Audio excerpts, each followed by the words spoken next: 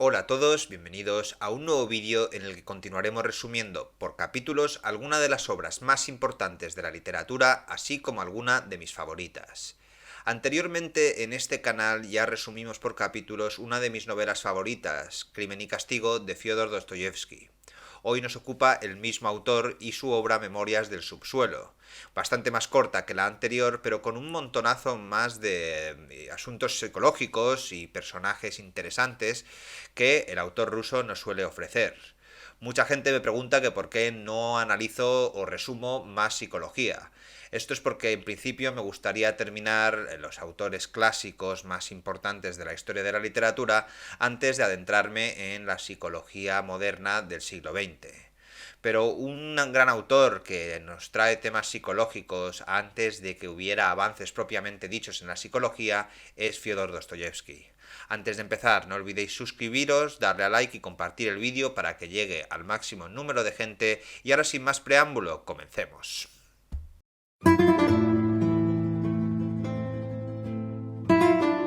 Parte 1, capítulo 1. El narrador, del que ahora en adelante nos referiremos como el hombre del subsuelo, se presenta a sí mismo. Se describe a sí mismo como un hombre enfermo, malvado y poco atractivo, y señala que tiene un problema con el hígado.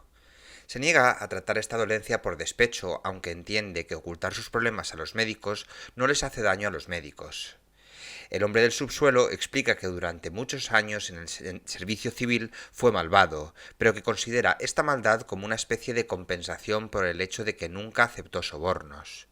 Casi inmediatamente revisa esta afirmación, sin embargo, admite que nunca logró una genuina maldad hacia sus clientes, sino que solo logró ser grosero e intimidante como una especie de juego. Nos enteramos de que el hombre del subsuelo se retiró antes de tiempo de su trabajo en el servicio civil, después de heredar una modesta suma de dinero. Solo se aferró a su trabajo de bajo rango para poder pagar la comida, no porque obtuviera alguna satisfacción de ello. Él nota que está lleno de impulsos en conflicto, maldad, sentimentalismo, autodesprecio, desprecio por los demás. Su intensa conciencia de estos elementos opuestos lo ha paralizado. Se ha instalado en su miserable rincón del mundo, incapaz de maldad e incapaz de acción, odiándose a sí mismo mientras se felicita por su propia inteligencia y sensibilidad. Agrega que el clima de San Petersburgo probablemente sea malo para su salud, pero que se quedará allí de todos modos por despecho. Parte 1, capítulo 2. El hombre del subsuelo continúa describiéndose a sí mismo. Es demasiado consciente, un hombre desarrollado que provee mucha más conciencia de la que necesita para sobrevivir en el siglo XIX. Las personas activas y de mente estrecha, por el contrario, tienen la cantidad perfecta de conciencia de la realidad para llevar a cabo su vida diaria. El hombre del subsuelo explica que no pretende burlarse de estas figuras activas al sugerir que no son tan conscientes como él, pero luego admite de inmediato que se enorgullece de su enfermedad de la conciencia. Describe cómo su conciencia, que lo hace consciente de todo lo bello y elevado, de alguna manera lo arrastra inevitablemente a la corrupción y la plaga, una plaga en la que gradualmente ha aprendido a disfrutar de un placer enfermizo. El resultado final de esta conciencia es siempre la inercia. El hombre del subsuelo cree que la degradación es inherente a su naturaleza y por lo tanto imposible de cambiar, lo que le brinda un cierto grado de satisfacción. Otro tipo de satisfacción estrangulada proviene del hecho de que el hombre subterráneo, aunque se desprecia a sí mismo, se considera más inteligente que todos los que le rodean, y por lo tanto se siente responsable de todo lo que le sucede. Este sentido de responsabilidad, por supuesto, también aumenta su miseria y hace que el orgullo de su propia inteligencia sea una fuente de vergüenza. Capítulo 3. El hombre del subsuelo explica además su incapacidad para actuar de manera dirigida, ya sea magnánima o vengativamente. Una vez más, el problema radica en su timidez. Los hombres normales actúan de inmediato y ciegamente sobre sus instintos. En contraste con este tipo de hombre, a quien el hombre del subsuelo considera estúpido pero varonil, el hombre del subsuelo altamente consciente no es más que un ratón. Mientras que el hombre normal puede percibir un acto de venganza como un acto de justicia, el hombre del subsuelo, cuando es agraviado, es demasiado consciente de las complejidades de la venganza para tomar represalias con fe y confianza genuinas.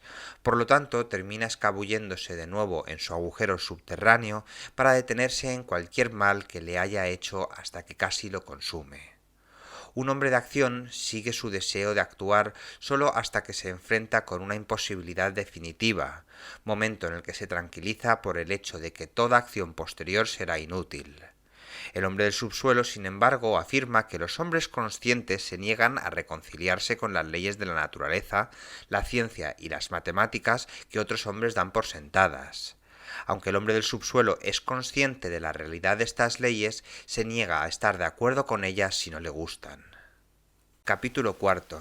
El hombre del subsuelo continúa ilustrando la estética de las miserias, demostrado cómo el hombre educado y consciente del siglo XIX puede encontrar placer incluso en un dolor de muelas.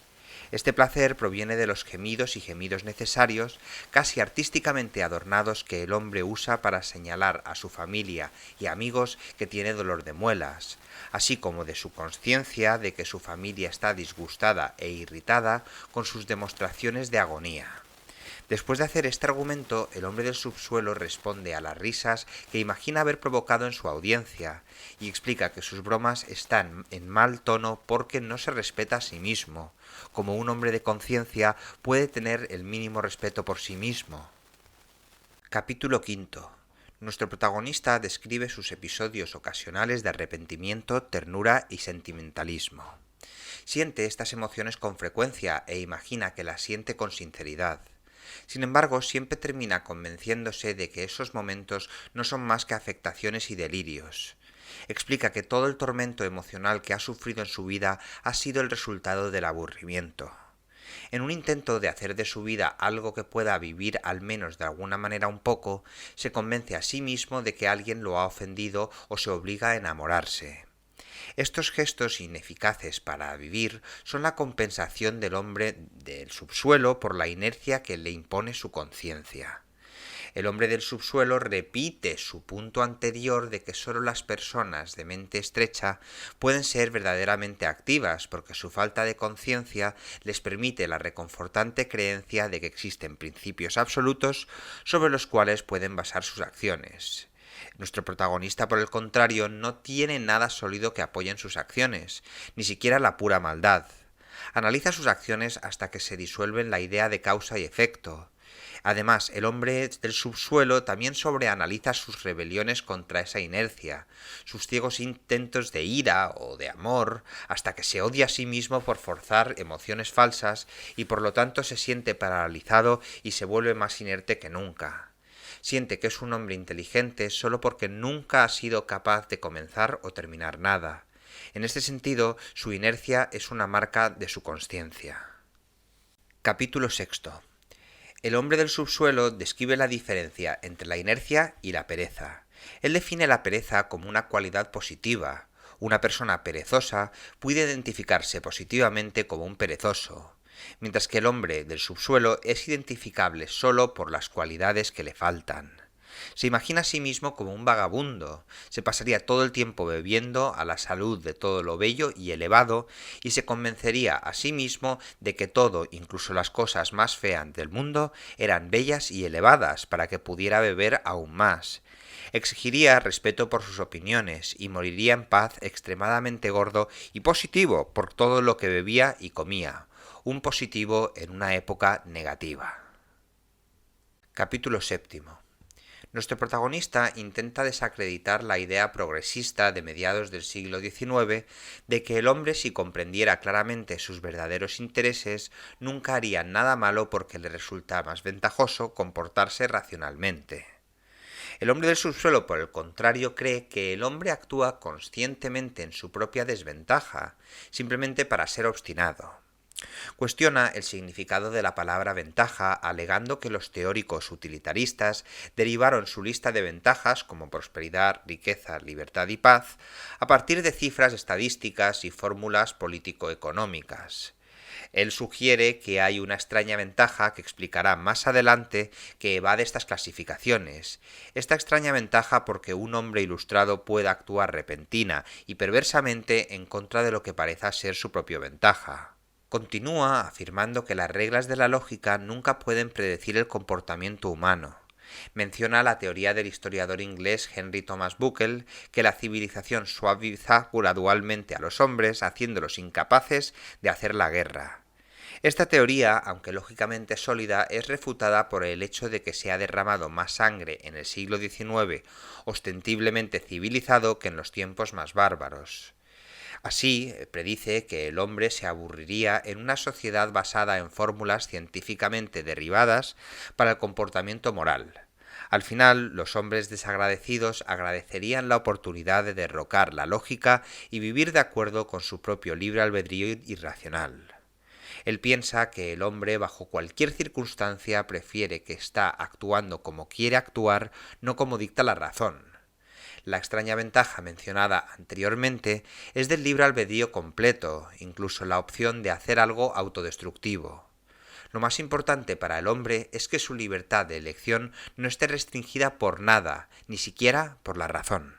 Capítulo 8. El hombre del subsuelo responde a la afirmación de su audiencia imaginaria de que el libre albedrío es algo que puede explicarse científicamente, al igual que cualquier otro impulso humano. Argumenta que la ciencia, independientemente de lo que pueda descubrir sobre la voluntad humana, no puede cambiar el hecho de que el hombre se niega a aceptar que su libre albedrío está sujeto a reglas. El hombre, sostiene, hará cualquier cosa para demostrar esta independencia de la voluntad. La única constante en el comportamiento del hombre es que es desagradecido y se niega a ser sensato. El hombre puede incluso volverse loco intencionalmente simplemente para probar que su libre albedrío no está sujeto a la razón y que pueda comportarse irracionalmente si así lo desea. Capítulo 9. El hombre del subsuelo de repente insinúa que todo lo que ha dicho en los últimos capítulos ha sido una broma amarga. No obstante, continúa preguntándose si es en el mejor interés del hombre actuar para su propio beneficio. Admite que el hombre siente la compulsión de crear, pero que siente un impulso igualmente fuerte de destruir. Los animales se deleitan con las creaciones que han hecho, como las hormigas se deleitan con un hormiguero que han construido. El hombre, por el contrario, se complace solo en el proceso creativo, nunca en su resultado final. El hombre siente que después que haya logrado completamente todas sus metas, no quedará nada por hacer, y entonces teme ese logro. Para el hombre, entonces, la plena iluminación que ofrece la lógica es alarmante. Entonces, el hombre subterráneo se pregunta si el sufrimiento no es tan valioso para la humanidad como el bienestar logrado a través del uso de la razón. Afirma que el sufrimiento es la causa de la conciencia. Aunque se ha quejado antes de la conciencia, piensa que la conciencia supera la razón.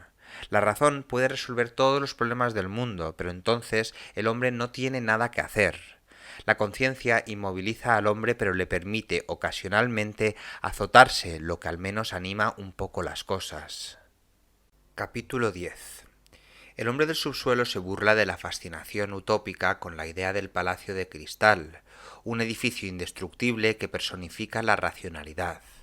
Le teme al palacio de cristal porque no puede sacarle la lengua.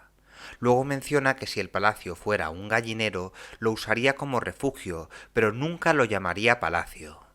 Si deseaba un palacio de cristal, se negaría a aceptar cualquier cosa menos como las comodidades mundanas de la vida de la ciudad que ese palacio. Si nadie presta atención a sus deseos, siempre tiene la clandestinidad. De repente, el hombre subterráneo quiere que olvidemos que rechazó el palacio de cristal. Se pregunta si solo estaba molesto porque no tiene nada por lo que sacar la lengua.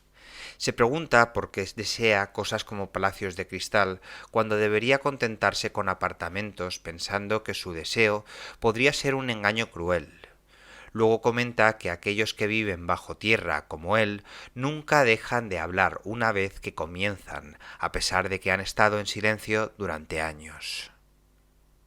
Parte 1, capítulo 11. Estamos frente al último capítulo de la primera sección de la novela, con la resolución del hombre del subsuelo de que la inercia consciente del subsuelo supera la vida del hombre normal. No obstante, continúa envidiando amargamente al hombre normal. En el momento siguiente declara que está mintiendo y que de hecho no cree nada de lo que ha escrito hasta ahora, incluso si en ese momento pensó que lo creía. Esta declaración es seguida por un largo discurso de la audiencia imaginaria e indignada del hombre del subsuelo, que lo reprende por su inconsistencia, su falta de integridad, su cobardía al negarse a respaldar cualquiera de sus declaraciones y su depravación general.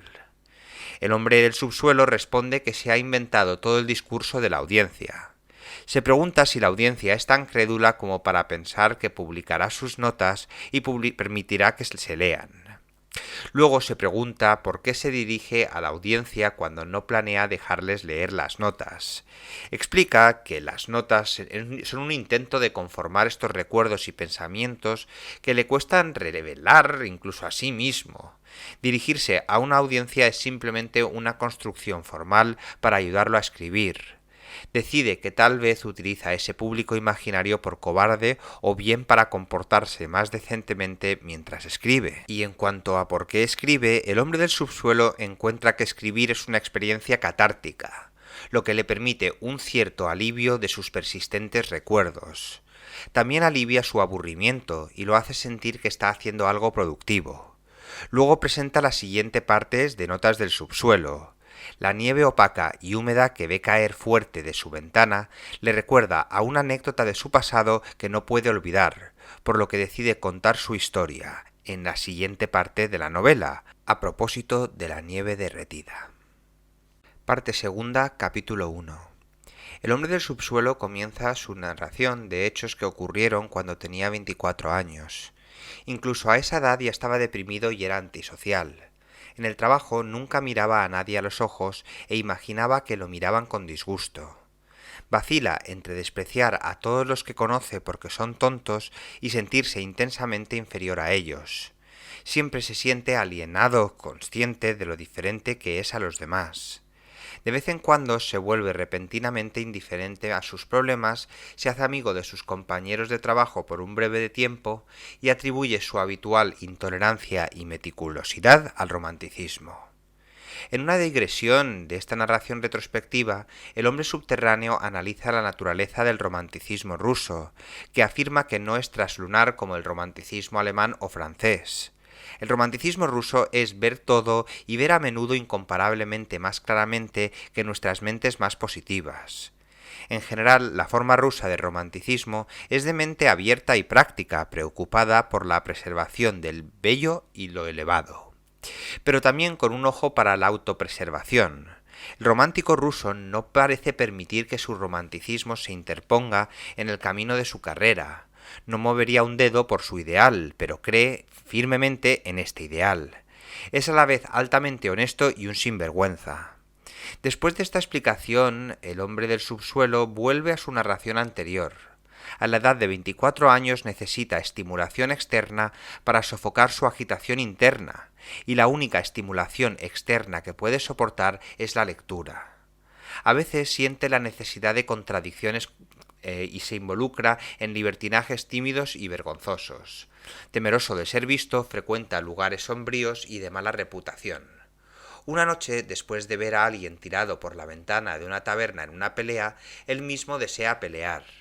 Sin embargo, estos intentos se frustran. En lugar de pelear con el hombre del subsuelo, un oficial que conoce casualmente lo empuja a un lado.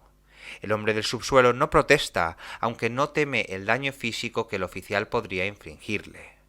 Más bien carece del coraje moral para desafiar al oficial. El hombre del subsuelo, como romántico, usaría un lenguaje literario con el oficial y entiende que la gente de la taberna lo humillaría por hacerlo. En lugar de desafiar al oficial, el hombre del subsuelo se obsesiona con la idea de venganza. Acecha al oficial y le recopila información casual sobre él. Sin embargo, cada vez que el hombre del subsuelo ve al oficial caminando por el parque, cede el paso, por lo que el oficial ni siquiera nota su presencia. Finalmente, el hombre subterráneo decide que su venganza vendrá negándose a ceder el paso al oficial, porque entonces el oficial tendrá que reconocer su existencia. El hombre del subsuelo pasa mucho tiempo preparándose para esta confrontación, recurriendo a pedir dinero prestado para comprar ropa de calidad, como un sombrero, guantes, una camisa y un cuello de piel, para que se vea como el igual social del oficial. Sin embargo, incluso vestido con sus ropas finas, el hombre del subsuelo no se atreve a tropezar con el oficial. Un día, finalmente logra caminar directamente hacia el oficial, pero el oficial ni siquiera parece darse cuenta. Al principio, el hombre del subsuelo se regocija de haber puesto a sí mismo en pie de igualdad con el oficial, y haber preservado su propia dignidad. Sin embargo, 3 días después siente la misma vergüenza que siente después de cada orgía. El hombre del subsuelo se pregunta qué fue del oficial, a quién aplasta ahora. Parte segunda, capítulo segundo. Después de que la sensación inicial de su victoria se desvanece, el hombre del subsuelo siente náuseas y se arrepiente tal como lo describió en la primera parte de la novela. Para escapar de estos sentimientos desagradables se retira a sueños intensos y extasiados en los que se convierte en un héroe noble. Toda su burla se disuelve en fe, esperanza y amor, e imagina que se le presentarán maravillosas oportunidades de actividad.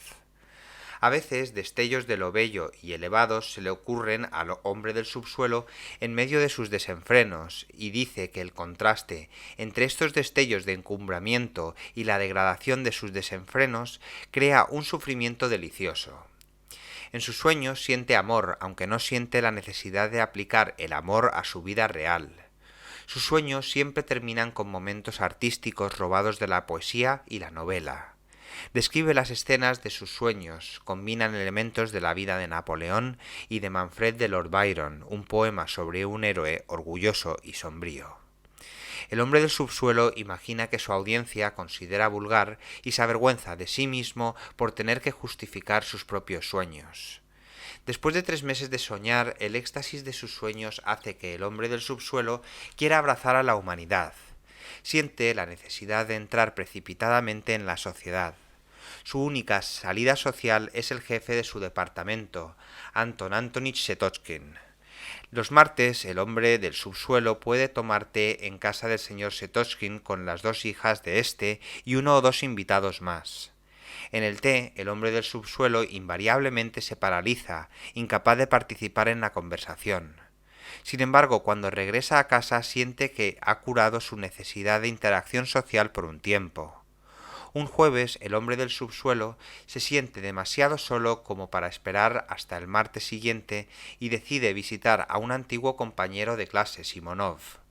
Aunque el hombre del subsuelo consideró su tiempo en la escuela una servidumbre penal y ha cortado relaciones con la mayoría de sus compañeros de clase, cree que Simonov es menos estrecho de miras y más honesto que los demás, y por lo tanto mantiene una relación con él.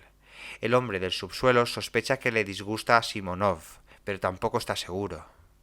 Parte segundo, capítulo tercero. El hombre del subsuelo llega al apartamento de Simonov y le encuentra con otros 2 excompañeros de escuela. Están discutiendo planes para una cena de despedida para Tserkov, un otro compañero que ahora es oficial en el ejército.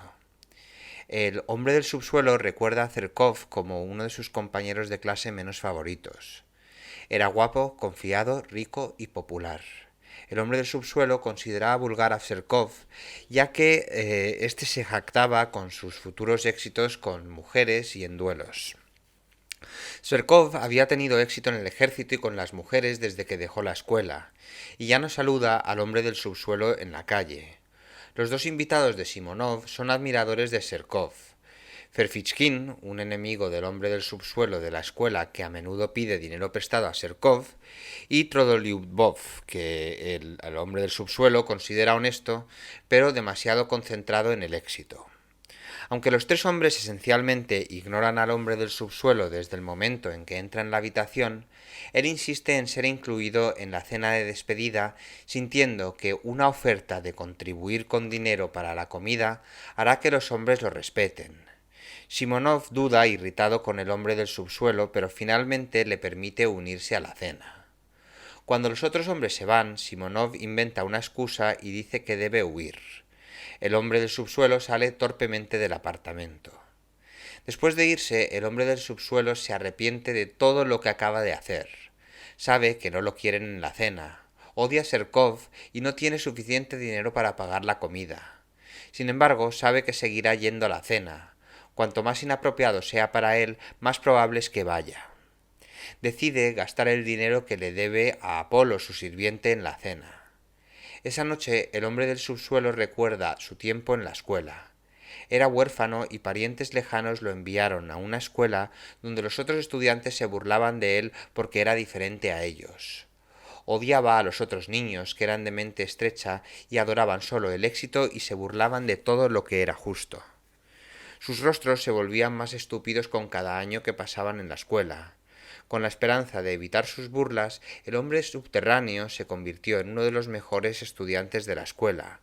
Impresionó a los demás con su conocimiento de libros y el respeto que ganó de sus maestros. Hizo un amigo entre sus compañeros de clase, pero lo trató con tiranía. Cuando se rompió la voluntad del amigo, el hombre del subsuelo lo empujó.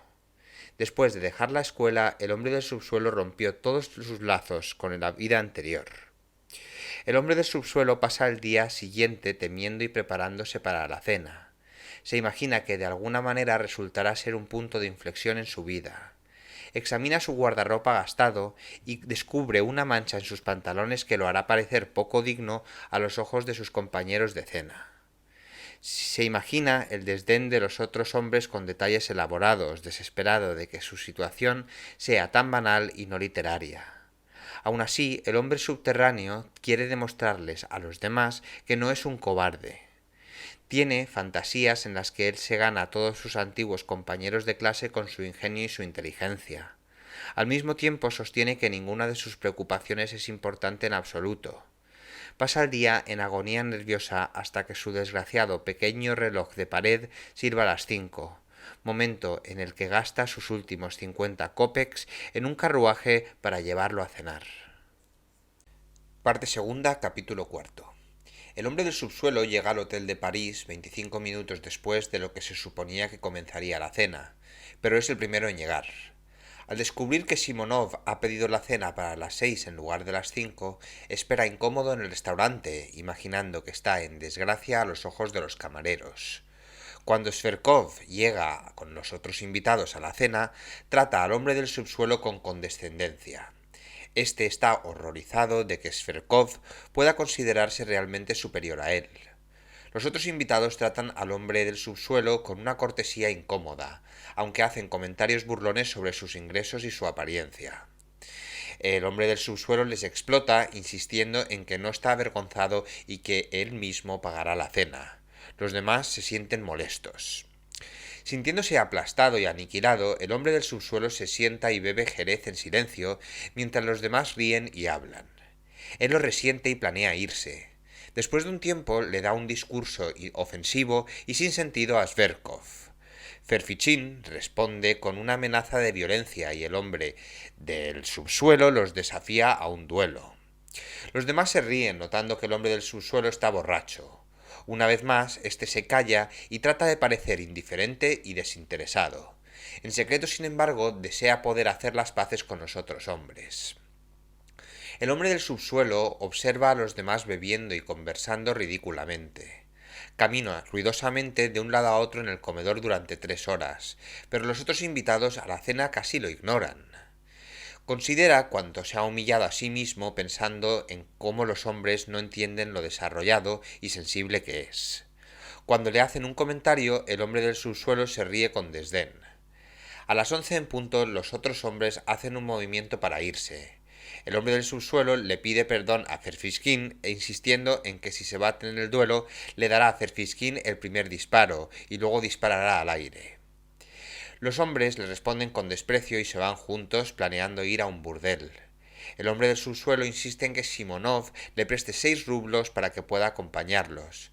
Simonov responde con desdén, pero finalmente arroja el dinero al hombre del subsuelo y se va. El hombre del subsuelo decide que si no puede hacer que los hombres rueguen por su amistad, abofeteará a Sverkov. Capítulo 5. El hombre del subsuelo contrata a un cochero campesino para que lo lleve a un burdel donde han ido los demás, convencido de que puede redimirse abofeteando a Sverkov.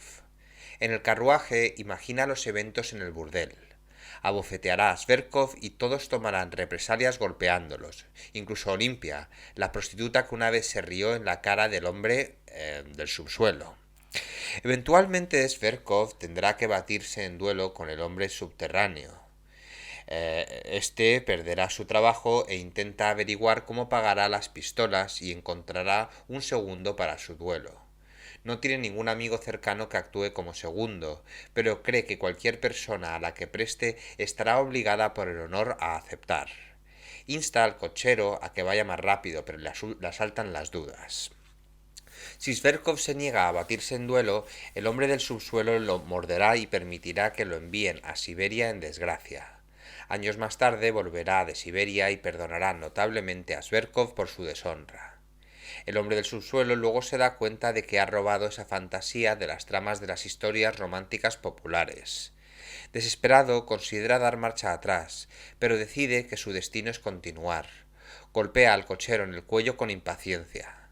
A medida que el carruaje continúa a través de la nieve que cae, el hombre del subsuelo siente que abofetear a Sverkov se ha vuelto inevitable. Cuando el hombre del subsuelo llega al burdel donde ha estado antes, encuentra el salón vacío. Se da cuenta de que los demás ya se han ido con varias mujeres. Se pasea por la habitación tratando de decidir qué hacer hasta que una joven prostituta, con un rostro amable y serio, aparece en la habitación. Ella apela al hombre del subsuelo, quien decide acostarse con ella. Se da cuenta de su apariencia desaliñada en un espejo y decide que no le importa si ella le encuentra repulsivo. De hecho, él preferiría que ella lo hiciera. Parte segunda, capítulo sexto. El hombre del subsuelo se despierta después de haberse acostado con la joven prostituta. Oye un reloj resollando y observa los detalles de la habitación estrecha y sucia donde ha estado durmiendo. Recuerda los hechos del día anterior como si hubieran ocurrido hace mucho tiempo, y poco a poco empieza a sentir angustia. Junto a él, la prostituta abre los ojos y lo mira con indiferente curiosidad. El hombre del subsuelo se da cuenta de que nunca ha hablado con ella, y de repente se siente disgustado con la idea del sexo sin ningún tipo de amor. Se miran el uno al otro y el hombre del subsuelo se siente incómodo. Para romper el silencio, el hombre del subsuelo pregunta el nombre de la prostituta y ella le dice que es Lisa. Él continúa preguntándole sobre sus antecedentes, pero ella parece no estar dispuesta a dar más detalles. De repente, él comienza a contarle la historia de una prostituta que murió en un sótano y cuyos antiguos clientes bebieron a su memoria en una taberna. Luego se lanza a un largo discurso moralizador sobre la vergüenza de la prostitución como profesión. Esta conferencia claramente conmueve a Lisa. El hombre del subsuelo queda fascinado por la idea de que puede provocar emociones en ella. Siente que hacerlo indica que tiene algún poder sobre ella. Al mismo tiempo, él está genuinamente interesado en ella y se siente emocionalmente inestable. Se vuelve sentimental sobre el valor de la familia, describiendo el amor que sentiría por su hija si tuviera una. Cuando Lisa da a entender que su propia familia puede haberla vendido a la prostitución, el hombre clandestino se lanza a un largo discurso sobre el valor del matrimonio y la felicidad que puede traer. Al final de su discurso le dice a Lisa cuánto ama a los niños pequeños, pintando una imagen brillante de una madre y un padre jóvenes con un bebé sonrosado y regordete. Imagina que esta imagen convencerá a Lisa de dejar de ser prostituta, pero después de que termina su discurso, ella le dice que esto parece sacado de un libro. Él está ofendido. En retrospectiva, se convence a sí mismo de que la burla de Lisa tan solo fue una forma de defensa propia y que su discurso realmente la conmovió. Pero por el momento todavía nada ha llegado a esta revelación y le sobreviene un sentimiento de maldad. Capítulo 7. El hombre del subsuelo se defiende de la afirmación de Lisa de que su discurso parece tomado de un libro. Por el contrario, dice, el discurso surgió en su alma en respuesta a la bajeza de la situación de Lisa. Se siente vil por estar con ella porque es una prostituta. Sin embargo, si viviera una vida más pura en un lugar mejor, él podría enamorarse de ella y brindarle el respeto que se le niega a una prostituta. Él trata de transmitirle cuán vergonzosa y sórdida es su situación. Como prostituta está desperdiciando su juventud, su virtud y su salud. Continúa su discurso de manera brutal, describiendo en detalle la inevitable muerte de Lisa por tisis. prediciendo cuán maltratada y sin amigos será en su enfermedad y cuán poco respeto recibirá en la muerte, ya que nadie la llorará. El hombre del subsuelo se deja llevar tanto en su discurso que le toma un tiempo darse cuenta de que Lisa está completamente desesperada, sollozando convulsivamente en su almohada. De repente, horrorizado, comienza a prepararse para irse. Sin embargo, cuando enciende una vela, Lisa levanta con una sonrisa medio loca y lo mira. Él toma sus manos y le da su dirección, diciéndole que venga a ella. Ella promete venir y él se despide de ella. Sin embargo, antes de que el hombre del subsuelo pueda irse, Lisa se sonroja y sale corriendo a buscar algo que quiere mostrarle. Regresa feliz con una carta de amor que ha recibido de un estudiante de medicina a quien conoció en un baile. El estudiante, que no sabe que es prostituta, le profesa su amor en la carta con auténtica emoción y respeto. El hombre del subsuelo se da cuenta de que la carta es el mayor tesoro de Lisa. Quiere demostrarle que ha conocido un hombre honesto y sincero, y que no es simplemente una prostituta desgradada. El hombre del subsuelo se va sin decir nada y camina a casa exhausto y perplejo. Sin embargo, la verdad desagradable está empezando a aclararse. Parte segunda, capítulo 8. Al día siguiente, el hombre del subsuelo está horrorizado por su comportamiento sentimental con Lisa, y especialmente por el hecho de que le dio su dirección. Sin embargo, lo que más le preocupa es cómo puede redimirse ante los ojos de Zverkov y Simonov. El hombre del subsuelo pide dinero prestado a Anton Antonich para pagar su deuda con Simonov, explicando casualmente que había estado de parranda con amigos la noche anterior. Luego escribe una carta de disculpa a Simonov, cultivando cuidadosamente un tono caballeroso y bondadoso. Se jacta de su capacidad para usar su educación e inteligencia para salir de una situación incómoda, y casi se convence a sí mismo de que de hecho ve a los eventos de la noche anterior tan casualmente como parece en la carta. El hombre del subsuelo luego da un paseo por las calles llenas de gente, pero comienza a sentirse cada vez más confundido y culpable. Le preocupa que Lisa realmente lo visite y teme que ella no se impresione por su apartamento en mal estado, su sirviente grosero y sus propios intentos de cortesía. Recuerda su comportamiento con ella como deshonroso, pero luego se dice a sí mismo que realmente quería inspirar pensamientos nobles en ella. Después de que Lisa no llega esa noche, pasa unos días temiendo y anticipando su llegada. Seguro de que ella lo encontrará. El hombre del subsuelo maldice su corazón puro y su alma sentimental podrida, pero también construye elaboradas fantasías en las que salva de la prostitución, la educa y la obliga a enamorarse de él. En estas fantasías eres demasiado desinteresado y refinado para aceptar su amor inicialmente, pero al final la invita a su vida con las últimas líneas del poema citado al comienzo de la parte segunda. Estas fantasías, como eran de esperar, terminan en autodesprecio. Él se distrae de sus frustraciones por la rudeza de su anciano sirviente Apolón. Odia a Apolón porque cree que es vanidoso y pedante, siente que lo menosprecia, condescendiendo en permitir que el hombre del subsuelo le pague 7 rublos al mes para no hacer nada. El hombre del subsuelo odia especialmente el ceceo cultivado de Apolón, pensando que Apolón está injustificadamente orgulloso de su distinguida forma de hablar. Sin embargo, el hombre del subsuelo siente que no puede darse el lujo de deshacerse de Apolón porque imagina que sería imposible separar a Apolón del apartamento. Aunque el hombre del subsuelo concluye que no tiene control sobre éste, intenta ejercer algún poder reteniendo intencionalmente el salario de Apolón durante 2 semanas. Espera a obligar a Apolón a tragarse su orgullo y rebajarse a pedir su salario, en lugar de esperar con orgullo a que se lo entreguen. Desafortunadamente, cada vez que el hombre del subsuelo intenta este truco, los suspiros y las miradas significativas de Apolón lo derrotan. Incapaz de encontrar la mirada de Apolón, el hombre del subsuelo siempre cede y le da el dinero. En esta ocasión, sin embargo, el hombre del subsuelo explota con una ira intensa después de una de las largas y significativas miradas de Apolón.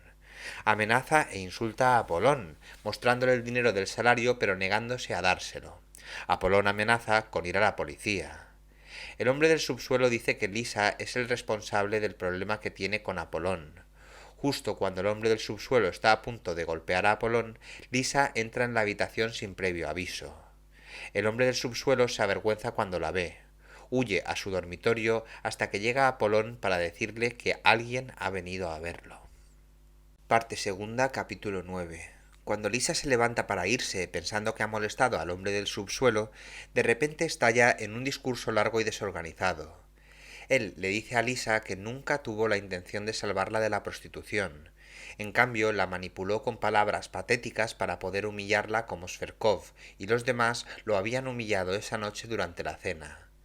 El hombre del subsuelo le dice a Lisa que solo estaba interesado en ejercer poder sobre ella, pero que en un momento de debilidad y miedo le dio su dirección. Agrega que su mayor preocupación en los últimos 3 días ha sido que ella lo vea con su bata gastada y que se entere de que él no es el gran héroe que ella creía. Ahora, él nunca la perdonará por verlo en ese ambiente tan sórdido, ni tampoco la perdonará por escuchar su nuevo discurso histérico. Al comienzo de la diatriba, Lisa está destrozada, pero al final comprende de que el hombre del subsuelo es infeliz y se llena de una agonizante simpatía por él. Ella lanza sus brazos alrededor de él y comienza a llorar. El hombre del subsuelo responde arrojándose boca abajo en el sofá y sollozando durante 15 minutos. Pronto, el hombre del subsuelo comienza a sentirse avergonzado nuevamente, dándose cuenta de que los papeles se han invertido. En el burdel era Lisa quien se acostaba boca abajo y sollozaba, mientras el hombre subterráneo le sermoneaba. Pero ahora Lisa es la heroína y el hombre del subsuelo es la criatura humillada. Cuando se levanta del sofá quiere volver a dominar a Lisa. Ella malinterpreta su odio y deseo de venganza como una pasión genuina y lo abraza. Parte segunda, capítulo 10.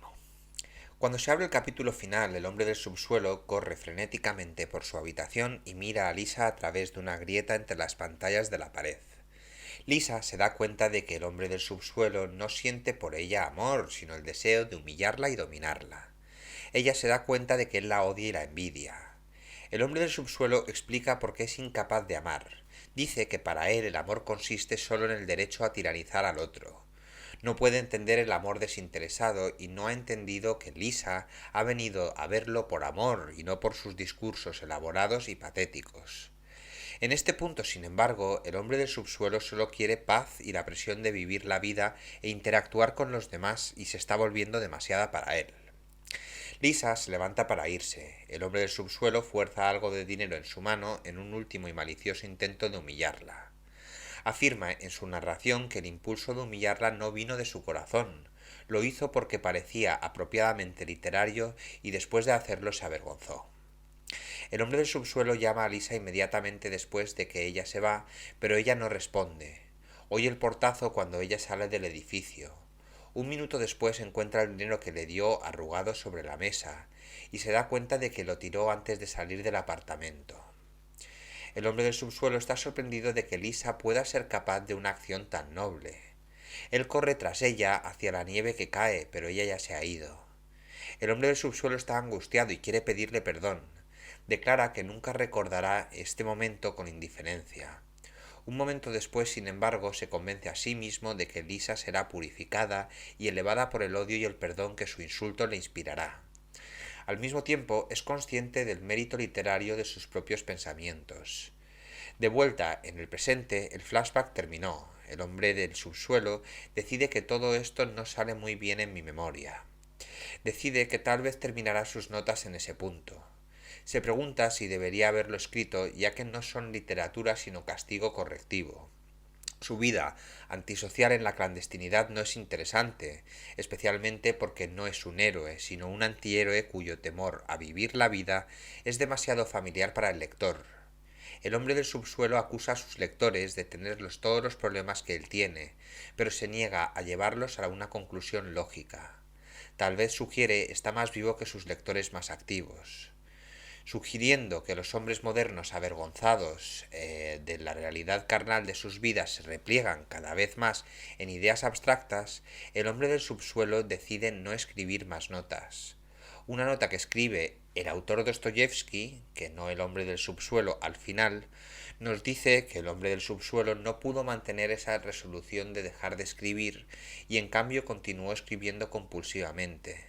Sin embargo, Dostoyevsky escribe que en este punto de las notas parece un buen lugar para detenerse, por lo que aquí termina la novela. Y bien, con esto concluimos el resumen de Memorias del Subsuelo, de cada uno de los capítulos. Ya sé que ha quedado un poquito largo, pero si os ha quedado cualquier duda sobre el contenido de esta obra, ya sabéis, me la ponéis en los comentarios. También apreciaría si alguno de vosotros os gustaría introducir alguno de los aspectos filosóficos o psicológicos que tiene esta obra. Muchísimas gracias como siempre por estar allí y nos vemos en el próximo vídeo.